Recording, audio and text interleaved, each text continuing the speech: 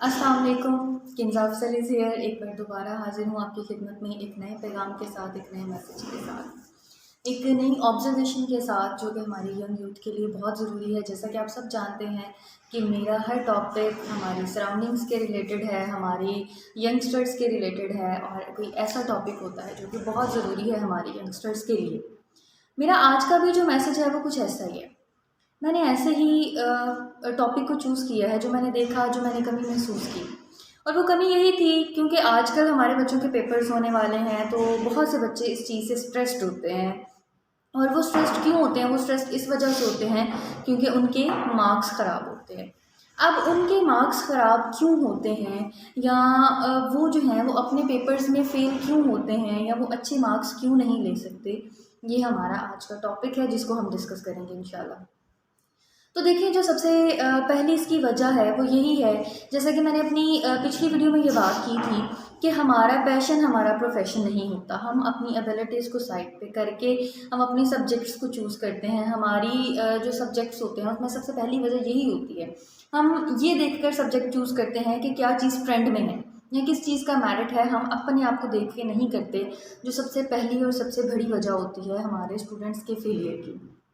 Secondly ये कि जब इस चीज़ पर रिसर्च की गई अमेरिका में कि ऐसे बच्चे जो कि फ़ेल होते हैं, जो कि अच्छे मार्क्स नहीं ले सकते या जो कामयाब नहीं हो सकते इम्तिहानात में, उनकी सबसे बड़ी वजह क्या थी? उनकी सबसे बड़ी वजह ये थी कि वो बच्चे रिस्पॉन्सिबल नहीं थे, यानी कि उन पे रिस्पॉन्सिबिलिटीज़ नहीं थी। और ऐसे बच्चे जिन पे रिस्पॉन्सिबिलिटीज़ थी, जिनको एहसास ज़िम्मेदारी था, वो बहुत अच्छे मार्क्स के साथ पास हो रहे थे और उनके बहुत अच्छे मार्क्स, और वो बहुत इंटेलिजेंट बच्चे थे। अब इसमें एहसास ज़िम्मेदारी की क्या बात है, रिस्पॉन्सिबिलिटीज़ की क्या बात है? देखिए, रिस्पॉन्सिबिलिटी की बात ये है कि जब तक हमें ज़िम्मेदारी का एहसास नहीं होगा, जब तक हमें पता नहीं होगा कि हम एक चीज़ है उसको कैसे अचीव कर सकते हैं, हमें किसी चीज़ को फेस करना नहीं आता होगा, तो हम कैसे उसको जो है वो जाके अडॉप्ट कर सकते हैं, या कैसे हम जाके उसमें मैं कहूँगी कि कामयाबी हासिल कर सकते हैं? हम हरगिज़ नहीं कर सकते।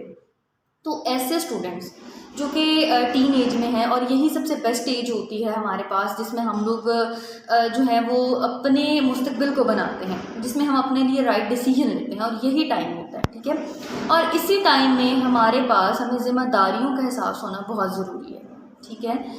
थर्ड पॉइंट जो मैंने देखा, जो मैंने फील किया, वो ये था कि हमारे जो स्टूडेंट्स हैं वो रिवीजन नहीं करते। और सेकेंडली ये कि उन्हें लगता है कि हमारे कोर्सेज़ बहुत लॉन्ग हैं, वो लोग शॉर्टकट ढूंढते हैं।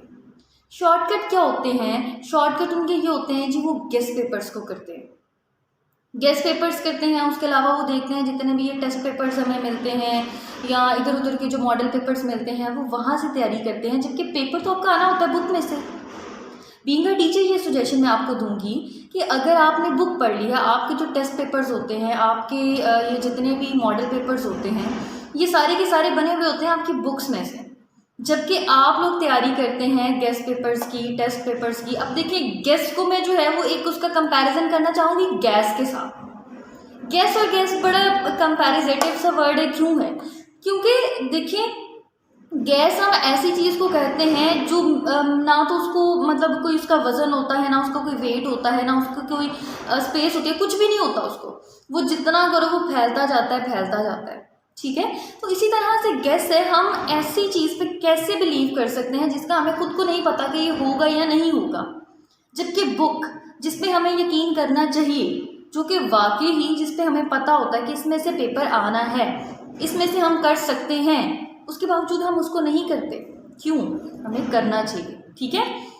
उसके बाद ये कि जो लास्ट पॉइंट मैं आप लोगों के साथ डिस्कस करना चाहूँगी वो ये है कि आप लोगों को इस चीज़ का अंदाज़ा होना चाहिए कि आप क्या कर रहे हैं।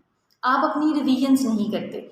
जो भी आप याद करते हैं, आप कोशिश किया करें कि आप उसको अच्छे से रिवाइज़ किया करें।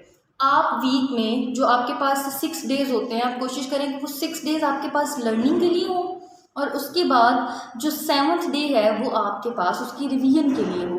ऐसा नहीं है कि रिवीजन के लिए आपको बहुत टाइम लगता है। बहुत से बच्चे ये सोच के रिवीजन नहीं करते, अब इतना सारा कोर्स है, हम उसको कैसे करेंगे, ये हमसे हो पाएगा नहीं हो पाएगा। ये चीज़ें नहीं होती। रिवीजन बहुत ज़्यादा ज़रूरी है आपके लिए। जब तक आप रिवीजन नहीं करेंगे आप उसको अच्छे से अचीव नहीं कर सकते। और बहुत से बच्चे हैं जो जिन डेज़ में आपके कॉलेजेस में, आपके स्कूल्स में आपके टेस्ट स्टार्ट होते हैं तो वो टेस्ट सेशन नहीं करते। वो ये कहते हैं कि हम अपनी तैयारी खुद कर लेंगे।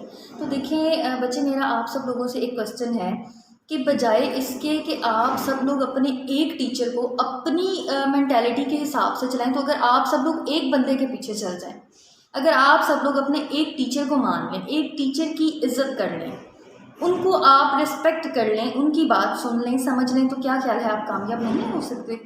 आप बिल्कुल कामयाब होंगे, क्योंकि इस पूरी दुनिया में आपके पेरेंट्स के अलावा जो एक पर्सनैलिटी आपको सबसे ज़्यादा आपका फ़ायदा सोचती है, जिसकी कोशिश होती है कि आप कामयाब हों, वो कोई और नहीं, वो आपके टीचर्स होते हैं। इसलिए अपने टीचर्स की रिस्पेक्ट करें, उनकी बात मानें, उनके बताए हुए रास्ते पे चलें और अपनी रिस्पॉन्सिबिलिटीज़ को देखें, अपने सब्जेक्ट सिलेक्शन से इन चीज़ों पे पहले देखें, अपनी रिवीजन्स करें ताकि आप अपने एग्ज़ाम्स में अच्छे मार्क्स ले सकें। ठीक है, थैंक यू सो मच। इंशाल्लाह मेरी अगली वीडियो जो है वो दोबारा किसी अच्छे टॉपिक पे होगी। उम्मीद करती हूँ आप सब लोगों को अच्छी लगती है, और मेरे चैनल को सब्सक्राइब करना हरगिज़ मत भूलें। और शुक्रिया, अल्लाह हाफ़िज़।